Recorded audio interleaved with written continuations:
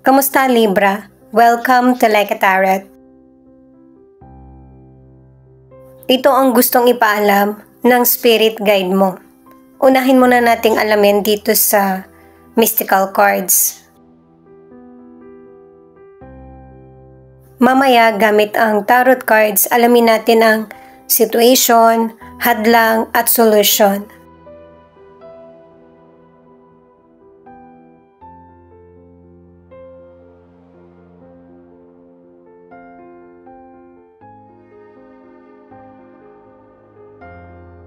Itong pinapakita ng mga cards, matagal nyo na itong pinangarap ng person mo na maging magkarelasyon or maikasal kayo.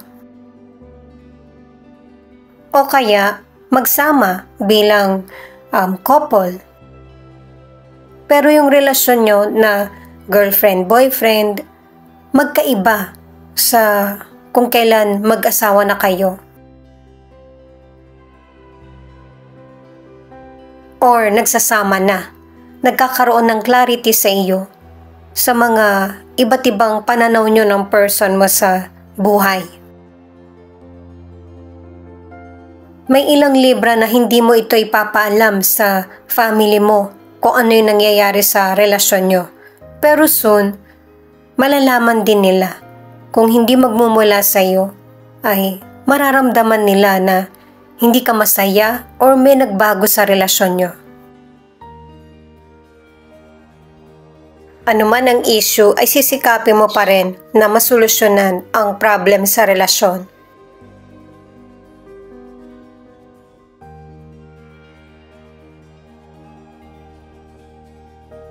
At itong dalawang cards na ito ang nagsasabi na pahalagahan mo kung ano yung nararamdaman mo sa iba't ibang sitwasyon na pinagdaraanan mo. Yung mga negative na sitwasyon na nasa isipan mo or nararamdaman ang nagiging hadlang para sa tunay mong nararamdaman sa kapwa mo or sa person mo. Pero soon, ikaw rin mismo yung magle-let go sa situation kasi hindi mo na to makakayanang makontrol pa.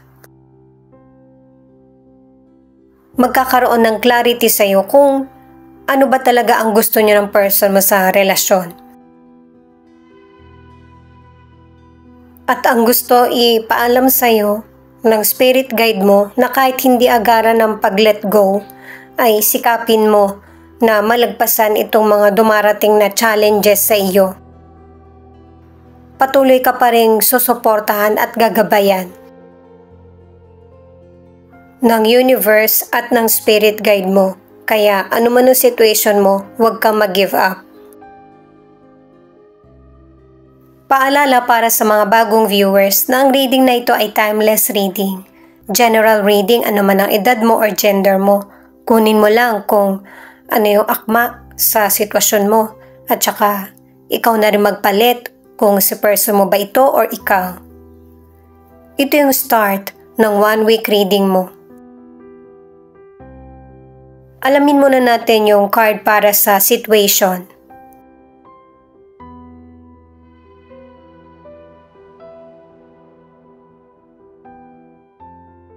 Lumapag nang nakabaliktad yung the star kaya i-reverse ko siya.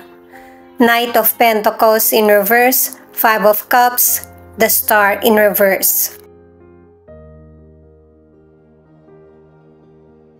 Itong tatlong cards na ito ang nagsasabi na may mga unhappy na situation na dumarating sa buhay mo. At ito yung nagiging dahilan. Kaya nagiging malungkot ka or nawawalan ka ng pag-asa. Pero ang paalala ng mga cards, may mga sitwasyon na mahihirapan ka ng makontrol at lalong ikakasakit ng damdamin mo. Kaya matuto kang mag-let go sa situation na hindi na akma sa iyo. Meron kang mga katangian na hindi mo pinapansin or hindi mo ipinapakita na makakatulong sa iyo sa pag-unlad mo sa buhay mo, sa career, sa negosyo, at saka sa kapwa mo. Marami kang makikilala kung ipapakita mo kung ano yung kakayahan na meron ka. Sa career o negosyo, merong dishonest na person. Dahil sa magaling din maggawa ng kwento or chismis itong person, ikaw yung napagbuntunan. Kaya ang ilang Libra, nawalan ka ng trabaho or nawala yung negosyo mo sa iyo or nawalan ka na ng gana. At saka nakadalawang cards ka na merong person na sumisira sa iyo. Pwedeng kasamahan mo sa trabaho, kakilala, kaibigan, or person mo. At ang advice ng mga cards, sa panahon na hindi maganda yung araw mo, mas maigi na mag-slow down ka para hindi mas lalong maging worst yung situation. Para sa ilang single, may potential person ka makikilala na hindi lang relasyon ang pakay niya, kundi yung magpakasal na kayo. Pero huwag ka muna magpakasal. May issue yung potential person na hindi niya i-discuss sa iyo. Huwag mong hayaan na madamay ka sa problem ng iba. At huwag pabugso-bugso yung mga desisyon o damdamin. Mas mag-focus ka muna sa sarili mong pag-unlad kasi meron ka pang ibang makikilala. Para naman sa ilan na nasa relationship, merong issue ang person mo na hindi niya makalimutan. Ito yung nagiging hadlang sa relasyon nyo ng person mo, kaya ang ilan sa inyo nagkahiwalay at hindi rin alam ng loved ones mo kung paano ka tutulungan. Ito yung mga cards para sa hadlang. The Temperance, Two of Swords in reverse, Seven of Pentacles in reverse. Itong mga cards na ito ay may message sa iyo na kailangan mo nang himayin yung mga sitwasyon na kailangan mo at hindi na kailangan. Dahil sa mahirap na sitwasyon na pinagdaraanan, hindi ka na makapag-focus. Mas nananaeg yung takot at pagdududa sa sarili.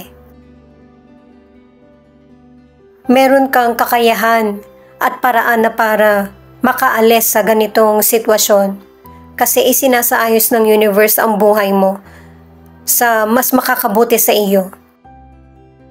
Yung desisyon mo na lang ang hinihintay na makapag-heal para makamove on ka. At maibigay na yung karapat-dapat na blessing sa iyo. Ang ilan sa inyo sa financial dahil sa marunong ka magbalanse at saka merong self-control, hindi ka masyadong nahihirapan sa financial. At para sa ilan sa financial, may pagkalito sa iyo dahil sa posibleng meron kang pinipirmahan na papeles na hindi mo masyadong maintindihan. Kapag nasa ganito kang sitwasyon, huwag mo ito isolve ng mag-isa. Sa career at negosyo ay magaling ka, kaya pag-ingatan mo yung kita na meron ka para hindi ito masayang o hindi mawala sa iyo. Para sa ilang single, maging sobrang pasensyoso ka kasi hindi pa ito yung time na para magkaroon ka ng bagong karelasyon. At saka babaan mo din yung expectation mo sa pagkakaroon ng relasyon kasi wala namang perfect at saka ideal na relasyon.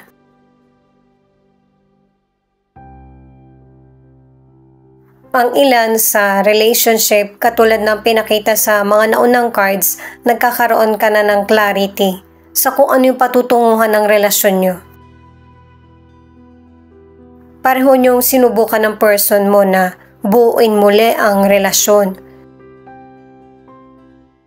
Pero isa sa inyo ang makakapansin na hindi talaga nagkakaroon ng pagbabago.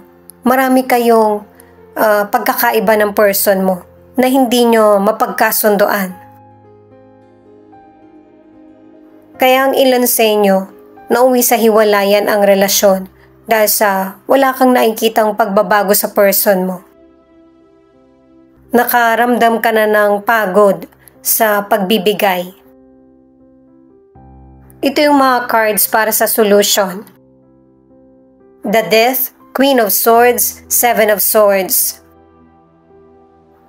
Kahit hanggang dito sa mga cards na ito ipinapakita na hindi kayo nakakasabay ng person mo sa kung ano yung kagustuhan nyo na pagbabago.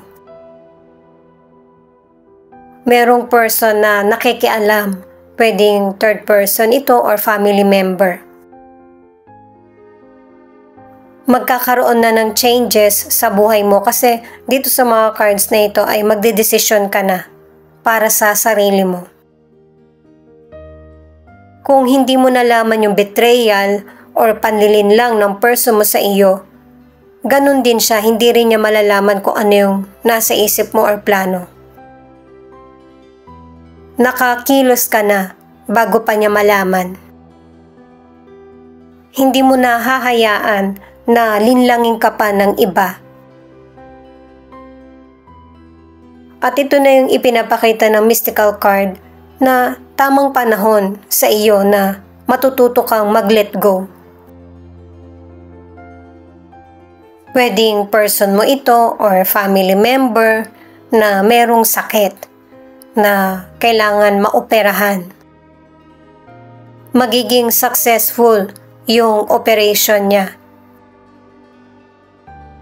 Para naman sa ilan, kung tingin mo hindi ka kumbinsido sa diagnosis ng doktor mo, magpatingin ka sa iba. Ang iwasan lang ay yung meron ka ng nararamdaman pero hindi mo to pinapansin. Huwag itong palalain. Para hindi ka makaranas ng paghihirap sa katawan. Para sa ilang single, marami kang i-adjust or babaguhin sa buhay mo na pananaw or nakagawian dahil dun sa potential person. Kung gusto mo na itong potential person, mas maging close ka sa kanya.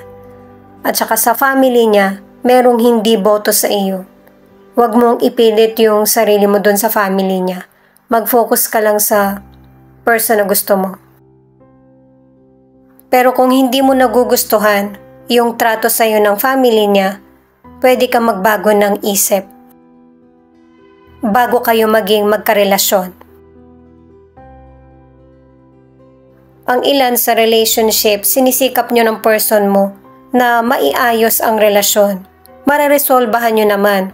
Kaya lang merong person talaga na manggugulo sa relasyon nyo. Mas maigi na sa person mo malaman kung ano yung katotohanan. Ito naman yung feelings ng person mo na pwede rin ipakita yung feelings mo. Pwedeng ikaw ito o yung person mo na meron kang nai-imagine na sana ito yung nangyayari sa buhay mo. Na ang dapat maganap ay mabuhay ka sa kung ano yung nangyayari sa realidad. Nagtitiwala at umaasa pa rin ang isa sa inyo ng person mo na maisasaayos ang relasyon nyo. Kahit na itanggi mo man ito sa ibang tao, pero ito yung nasa isip mo or nararamdaman. Pero meron talagang person na walang pakiramdam. Yung hindi nakikita yung effort ng person or pagmamahal. May ilan sa inyo na ito yung pakiramdam mo na mas magiging matatag ka na at hindi napapadala sa kung ano man yung sasabihin ng person mo sa iyo. Ito yung time na nakaka-move on ka na sa mga masasakit na nangyari sa nakaraan. Nakakaya mo na ring harapin kung ano man yung mga dumarating na challenges sa iyo. Kahit na yung person na nagpasakit sa damdamin mo. Pangalawang card na ito guys na isa sa inyo ng person mo ang kinukumpara ang sarili sa iba. or nagkakaroon ng kompetisyon sa relasyon nyo ng person mo. At ito rin yung isa sa nagiging sanhi ng kalungkutan or pagtatalo nyo sa relasyon. At itong card na ito ang nagsasabi na pareho kayo ng person mo, ready man kayo or hindi sa situation, magkakaroon ng pagbabago na para pareho na kayong makaalis, makamove on sa mga negatibong sitwasyon. Kasi kung sino man yung agrabyado sa inyo, yun yung kailangan ng makapagsimula ng mas positibo. Dahil sa itong next card ay pinapakita na naging matatag ka na sa mga nangyaring sitwasyon sa buhay mo. Ganun din ang person mo. Marami na siyang na-experience at natutunan. Pinili nyo man na magsama or hindi na. At kailangan na ng healing sa buhay mo para meron ng bagong simula na makakamit mo. Na patungkol sa career, sa negosyo man, or sa love, sa mga bagay na gusto mo. At saka napapansin ko lang sa mga cards mo na ginagabayan ka talaga ng mga cards. Yung gusto ipaalam sa'yo ng spirit guide mo. Na kailangan mo nang i-let go kung ano yung mga hindi na dapat or akma sa buhay mo. Na kailangan mas bigyan mo na ng pansin ang sarili mo. Virgo, Aquarius, Capricorn, Pisces, Aries, Cancer, Gemini, Scorpio, Leo. Ito yung ilan sa 12 zodiac sign na nangunguna sa reading na ito. Sana nagkaroon ka ng kaalaman sa reading na ito. Thank you at ingat. Ito yung mga letra na posibleng andito yung letra ng pangalan ng person mo or letra ng pangalan mo. D, V, Q, F, L, G, W, K, M, U, H, Y.